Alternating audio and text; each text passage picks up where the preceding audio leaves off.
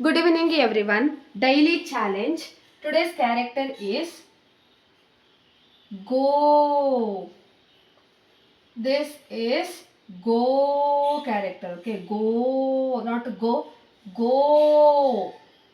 So, first word is godhi. Godhi means wheat. Godhi.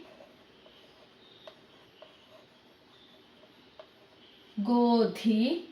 Second word is gode. Gode. Gode means wall. Go. Godhi. Gode. For other videos, you can check my playlist. If you want spoken Kannada category, you can check my playlist and scroll down. Spoken Kannada category, choose. Thank you for watching. Subscribe. Please share it maximum.